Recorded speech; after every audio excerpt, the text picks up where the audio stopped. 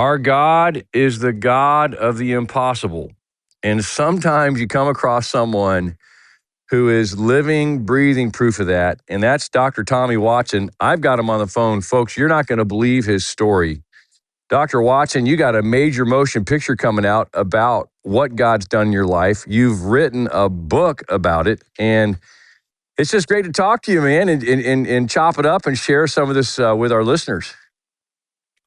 Hey, Stu, great morning. Thanks for having me on. It is a pleasure to be here with you. Did you ever think when you were a little guy scrambling, running, hustling, going through all kinds of mess that there would be a major motion picture coming out about your testimony in your life? You know, Stu, I didn't ever think that possibly I'd make it to become an adult and sit with my right mind because Wow. the tension and trials were so major as a kid. I didn't really think that I was going to, live beyond a teenager, unfortunately. Yeah. Wow. You wrote your book, A Face of Courage, and it really tells the story of your life. And now to tell us how the book came about and how the movie came about from the book. And then I do want to get into some of your story. We don't want to tell the whole thing because we want folks to go Right. get your book and check out the movie. But just remarkable what God's doing. But yeah, tell us what led to this book. What led to all of a sudden now they're making a big movie about it. The Denver Broncos and all these other people are getting excited about it. Yeah, we're hoping that America will become Denver fans, at least for the 2 hours that we're watching this movie here. So that's a big push we're pushing as well. Yes, sir. Absolutely. So the book kind of came about 92 to go play football for the University of Minnesota. I actually vowed that no one was going to ever know my story. I got to the University of Minnesota. I was only going to be there to play football and go to the NFL and make lots of money, and then life was going to change for me, and I was going to be happy. What's that saying? But God, right? So by my second year of college, I remember I was really struggling, Stu, at the time. I didn't know that I was dealing with depression. I just knew that I was having these massive headaches and crying myself to sleep. And I remember going into the office of my academic advisor for the football team, and she was kind of looking at me. She was saying, "Are you okay?" And I said, "Yeah, I'm fine. I left her office and I went to the players' lounge. And I remember opening up my books, Stu, and my head just came crashing down into my books. I just started crying. And all the years of weight had kind of come out in that moment. And I remember she walked through the door and she said, "Wow," she said, "you got to go talk to someone." And I remember taking a moment, taking a risk. So I was always really embarrassed about my story. It was painful to think about going to talk to one of my teammates and just telling him a little bit of my story. And his response to me, Stu, was he said, "Wow," he said, "God has been looking out for you." And I got angry with him, Stu, in that moment. I said, "Hey, don't you ever tell me God has been looking out for me, because if God has been looking out for me, Tommy Watson wouldn't have went through blah, blah, blah, blah, blah, blah, blah."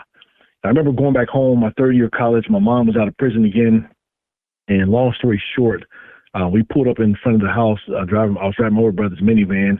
She was in the passenger seat. We just picked up his girlfriend. And I remember seeing a vehicle at the corner, kind of just stopped at the corner, didn't pay much mind. It started coming our way.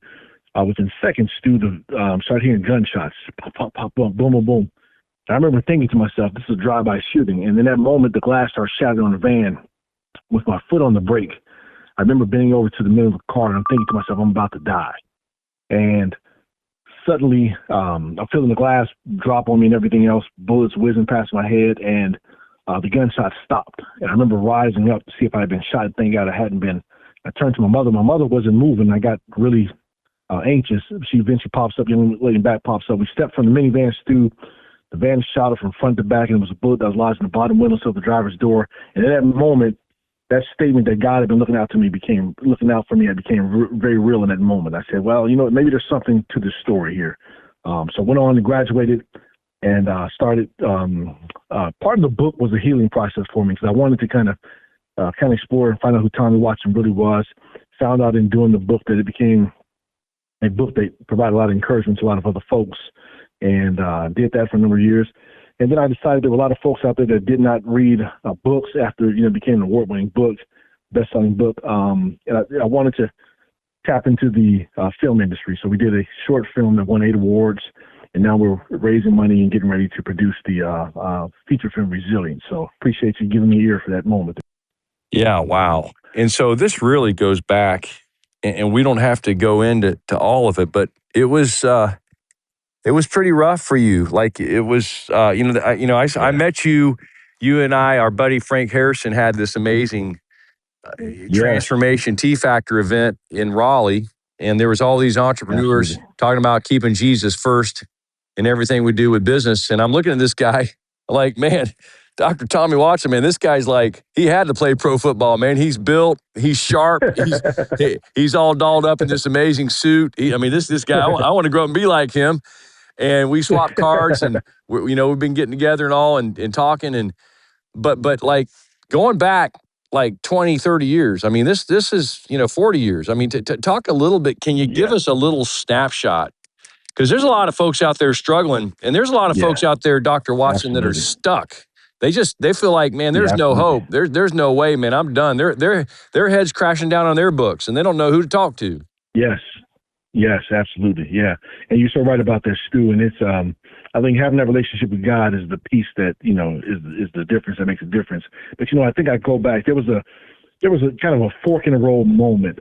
There were several fork in the road moments that I think I look back over the course of my life where I didn't necessarily consciously know that God was guiding me, but it's great to know that the Holy Spirit has brought us to a place where each of us can look back over the course of our lives and say, hey, you know what?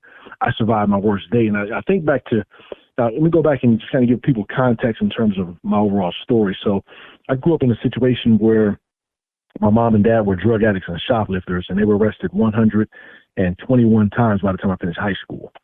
So that was taking place in the household. And then in the 80s, when the Crips and Bloods were left at L.A., it migrated to my neighborhood in Denver, Colorado. So we had that element going on outside the household and the other piece going on inside the household. I remember by third grade, Stu, I lived in numerous foster homes, crisis centers, group homes, motel rooms, everything else. And my mom was in prison, and I was living with my aunt at the time. And I remember getting to this crossroad where the gang started to migrate to Denver, Colorado, and start to look very appealing to me as a third grader. But at the same time, my aunt was introducing me to the world of sports through the recreation center. And it was a tough decision not to go into the gangs because there were so many kids in my neighborhood that were, and my friends who were choosing that option. But getting involved in sports became a game changer for me. So by the time I was in third grade, I was all in when it came to basketball. I mean, my goal was to go to the NFL or NBA. I didn't know what that meant. I remember just seeing guys who looked like me on television who were playing NFL or NBA, and I said I wanted that. So by the time I was in seventh grade, Stu, I was living in my seventh motel room. We got kicked out of our house in front of all of our friends, and there was 9 of us living in one motel room. And I remember every day, 7 miles walking from that motel room, staying involved in sports. And that sports opportunity ended up giving me a chance to go to one of the top high schools in Denver, Colorado for sports. And my parents were initially against me going out to the school, but they ended up going back to prison again. Went out to the school. My grandmother took us in. By I'm a senior of high school, my grandmother developed Alzheimer's disease. So now I'm back in that tough place again and not quite sure what was going to happen. Being recruited by over 30 D1 schools, Stu, and I was struggling academically, didn't know I had dyslexia at the time. And I was just holding on, just hoping. I was saying to myself, I gotta get to this school so I can get to the University of Minnesota and I can get out of this environment where things can be better for me. And I wasn't quite sure how it was going to happen, but by the grace of God, was able to leave Denver, get a full scholarship to the University of Minnesota, got there, and that's where things really kind of changed for me as well. So again, it's just I want to tell people out there, no matter what your situation is right now, that you have already survived your toughest days. And part of it is, Stu, we have to be able to look back over the course of our lives to see what we have overcome, to serve as a reminder of what God can go do in our lives going forward. Because oftentimes we look back, and in fact, the theme song for the movie Resilient, Stu, I had to write, and I actually had to rap it. I'm not a good rapper, put it out there to the audience right now, my one-time rap.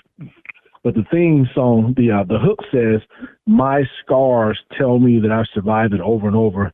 My scars tell me that I'm alive." And I came up with that piece of it because I wanted people to look back over the course of their lives and not be sad, but to be thankful for where God has brought us from. And those scars, those challenges, those obstacles have each built us all to be resilient in the space that we are today. And we need to be able to look back and just say, thank God for bringing us to from that point to where we are today. So, that the course of your life, the fact that you're here is a reason to have hope. And I use the acronym for HOPE, have only positive expectations. So if you've already survived your toughest days, you can definitely survive the days going forward as well. Wow. Well, I want to encourage everyone to pray for the movie. It's not out yet. It's going to be big. It's got some pretty heavy weights behind it, but it's got a powerful redemptive story. The testimony, the life, the miracles in the life of Dr. Tommy Watson, our special guest today, and the book, A Face of Courage, which really kind of inspired the movie, and you can get that right now. Hey, Doc, what's the best way folks can connect with you and get your book, learn more about the movie, and maybe watch the trailer, all that stuff? Absolutely. Again, Stu, I appreciate you having me on. I appreciate the great work you're doing with your show as well. Folks can go to my website, tawatson.com. My email address is tawatson@tawatson.com. The book can be found anywhere on Amazon, anywhere else you purchase books. But certainly go to my website, www.tawatson.com. We'd love to stay connected to you, and we'd love to have you follow our efforts with this movie. That's going to be a major film, very similar to The Blind Side of Pursuit of Happiness that's coming out.